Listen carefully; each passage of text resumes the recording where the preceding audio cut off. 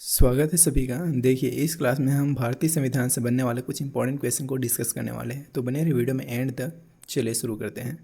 पहला क्वेश्चन है, राज्यसभा में चुने जाने वाले व्यक्ति की न्यूनतम आयु कितने वर्ष होनी चाहिए? तो इसे आप याद रखेंगे, न्यूनतम 30 वर्ष। ऑप्शन ए करेक्ट हो जाएगा।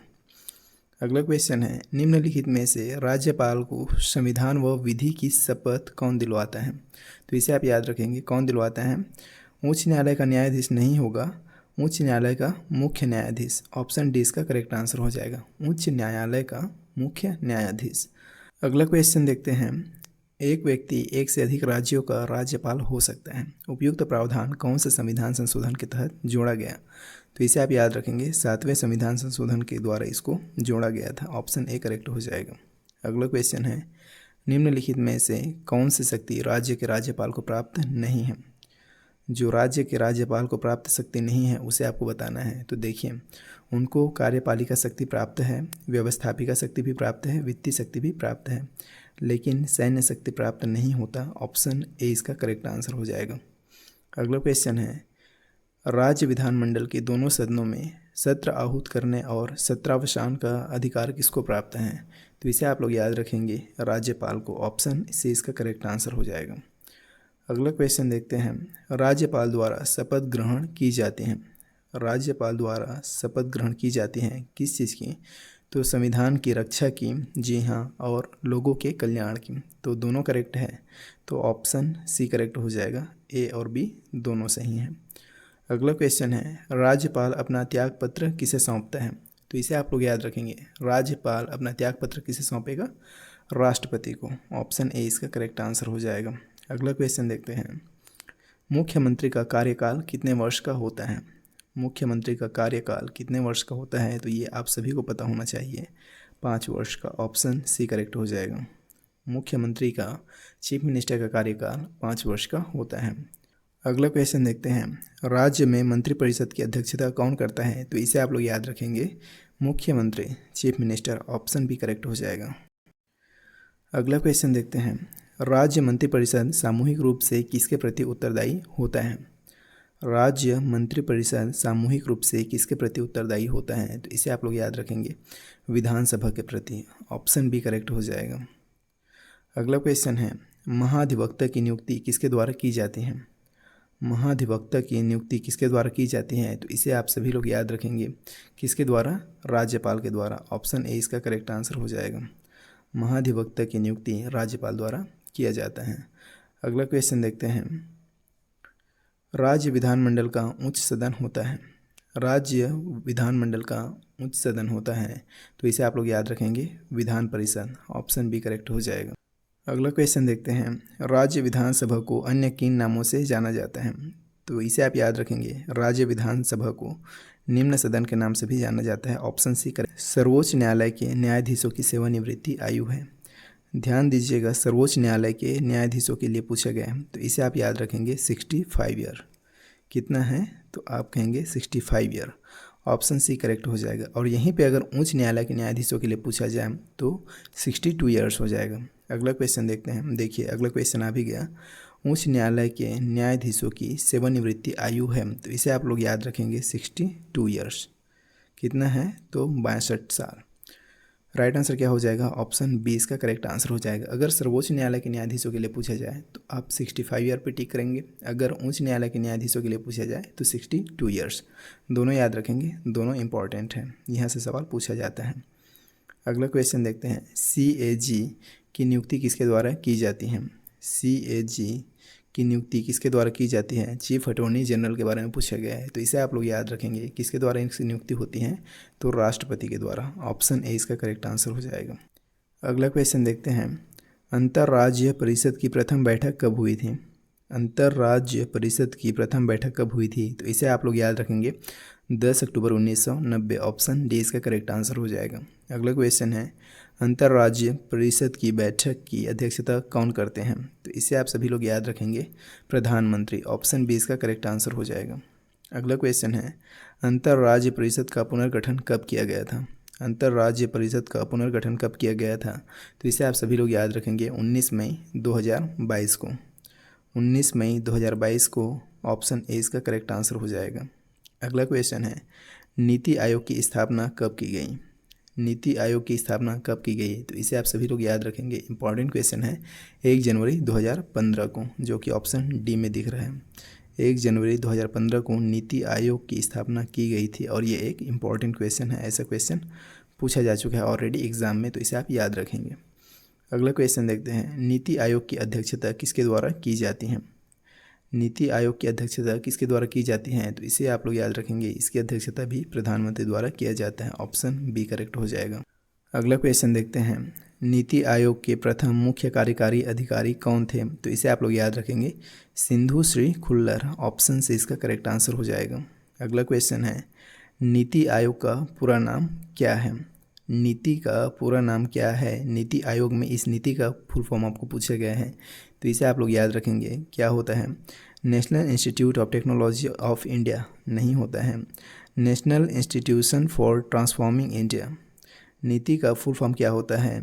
तो आप कहेंगे national institution for transforming India. Option B इसका करेक्ट आंसर हो जाएगा। इंपॉर्टेंट क्वेश्चन है, इसे भी आप लोग याद रखेंगे, नोट डाउन कर सकते हैं। अगला क्वेश्चन है, प्रथम वित्त आयोग का गठन किस वर्ष किया गया? प्रथम वित्त आयोग का गठन किस वर्ष किया गया? तो इसे आप लोग याद रखेंगे 1951 में। ऑप्शन बी करेक्ट हो जाएगा। अगला क्वेश्चन देखते हैं, राष्ट्रीय महिला आयोग का गठन कब किया गया? राष्ट्रीय महिला आयोग का गठन कब किया गया? तो इसे आप लोग याद रखेंगे, वर्ष 1992। अगला क्वेश्चन देखते हैं, राष्ट्रीय महिला आयोग के सभी सदस्यों की नियुक्ति किसके द्वारा की जाती है? तो इसे आप लोग याद रखेंगे, केंद्र सरकार द्वारा। ऑप्शन डी करेक्ट हो जाएगा। अगला क्वेश्चन है, परिसीमन आयोग को अन्य किस नाम से जाना जाता है? परिसीमन आयोग को अन्य किस नाम से जाना जाता है? तो इसे आप लोग याद रखेंगे, सीमा आयोग। ऑप्शन ए इसका करेक्ट आंसर हो जाएगा। परिसीमन आयोग को अन्य सीमा आयोग के नाम से भी जाना जाता है। अगला क्वेश्चन देखते हैं, राष्ट्रीय बाल अधिकार संरक्षण आयोग की स्थापना किस वर्ष की गई? राष्ट्रीय बाल अधिकार संरक्षण आयोग की स्थापना किस वर्ष की गई? तो इसे आप लोग याद रखेंगे, कब की गई? 2007 में। ऑप्शन बी इसका करेक्ट आंसर हो जाएगा। अगला क्वेश्चन है, भारतीय संसद की प्रमुख समितियां हैं। भारतीय संसद की प्रमुख समितियां हैं। अब सवाल में देखिए क्या बोला गया है, समितियां हैं। समिति है करके नहीं पूछा गया। अब समितियां हैं मतलब बहुत सारे हो गए, तो ऑप्शन में जितना है मतलब सब हो सकते हैं। ऐसा आप इसमें तुक्का भी लगा सकते हैं। अगर समिति पूछते हैं तो कोई एक होता। तो यहाँ पे देखिए, वित्तीय समितियाँ भी हैं और स्थायी समितियाँ भी हैं और तदर्थ समितियाँ भी हैं, मतलब उपयुक्त सभी। इस क्वेश्चन का राइट आंसर क्या हो जाएगा? Option D. अगला क्वेश्चन देखते हैं, लोक सेवा आयोग की स्थापना की गई। लोक सेवा आयोग की स्थापना की गई तो कब की गई? तो इसे आप लोग याद रखेंगे, 1926। 1926 में लोक सेवा आयोग की स्थापना की गई, जो कि ऑप्शन ए में है। अगला क्वेश्चन देखते हैं, भारत में लोक सेवाओं का जनक किसे कहा जाता है? भारत में लोक सेवाओं का जनक किसे कहा जाता है? तो इसे आप लोग याद रखेंगे, Lord Cornwallis. Lord Cornwallis. Option C correct हो जाएगा। अगला क्वेश्चन है, मतदाता दिवस मनाया जाता है। मतदाता दिवस मनाया जाता है, तो ये तो आप सभी को पता ही होगा, कब मनाया जाता है? 25 जनवरी को। 25 जनवरी को क्या मनाया जाता है? मतदाता दिवस मनाया जाता है। तो इस क्वेश्चन का राइट आंसर क्या हो जाएगा? ऑप्शन ए, 25 जनवरी। अगला क्वेश्चन देखते हैं, ईवीएम का प्रथम बार प्रयोग किया गया।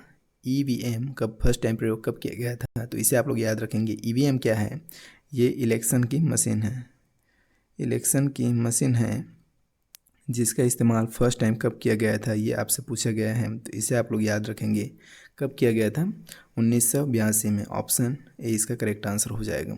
अगला क्वेश्चन देखते हैं, ग्राम सभा की अध्यक्षता करता है। ग्राम सभा की अध्यक्षता करता है तो वार्ड पंच नहीं होगा, उप सरपंच भी नहीं होगा, ग्राम सेवक भी नहीं होगा। इसकी अध्यक्षता कौन करता है? तो सरपंच। ऑप्शन बी करेक्ट हो जाएगा। अगला क्वेश्चन है, पंचायती राज है संघ सूची का विषय, राज्य सूची का विषय, समवर्ती सूची का विषय या अवशिष्ट विषय? तो इसे आप लोग याद रखेंगे, पंचायती राज क्या है? राज्य सूची का विषय है। पंचायती राज क्या है? तो राज्य सूची का विषय है। ऑप्शन बी इसका करेक्ट आंसर हो जाएगा। अगला क्वेश्चन है, किसके नेतृत्व में भ्रष्टाचार के विरुद्ध भारत आंदोलन चलाया गया? किसके नेतृत्व में भ्रष्टाचार के विरुद्ध भारत आंदोलन चलाया गया है, तो इसे आप लोग याद रखेंगे किसके नेतृत्व में, अन्ना हजारे। ऑप्शन सी इसका करेक्ट आंसर हो जाएगा। अगला क्वेश्चन है, राष्ट्रीय मानवाधिकार आयोग की स्थापना कब की गई। राष्ट्रीय मानवाधिकार आयोग की स्थापना कब की गई, तो इसे आप लोग याद रखेंगे 12 अक्टूबर 1993, जो कि ऑप्शन ए में है। ऑप्शन ए इसका करेक्ट आंसर हो जाएगा। अगला क्वेश्चन है, भारत में अब तक कितनी बार राष्ट्रीय आपात लगा है।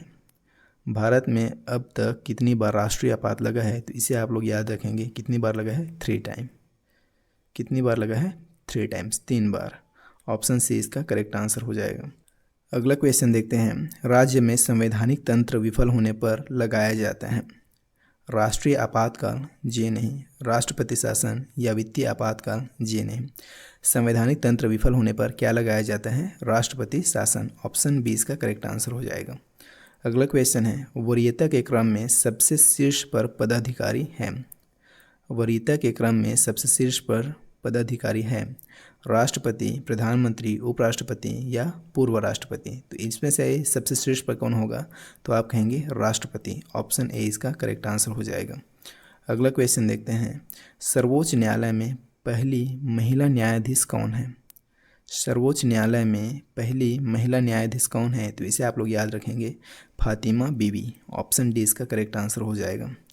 फातिमा बीवी सर्वोच्च न्यायालय में पहले महिला न्यायाधीश हैं। तो इस तरह से हमने ऑलमोस्ट 42 इंपॉर्टेंट क्वेश्चन देखे भारतीय संविधान से, एंड आई होप कि आपको ये सभी क्वेश्चन अच्छे से समझ में आ गया होगा और वीडियो भी पसंद आया होगा। वीडियो पसंद आए तो वीडियो को लाइक जरूर कीजिएगा और इसे में बाकी दोस्तों के साथ भी शेयर कीजिए। और क्लास नोट के लिए टेलीग्राम को ज्वाइन कर सकते हैं, वीडियो के डिस्क्रिप्शन में आपको लिंक मिल जाएगा। हम आपसे मिलते हैं नेक्स्ट वीडियो में, तब तक के लिए बाय।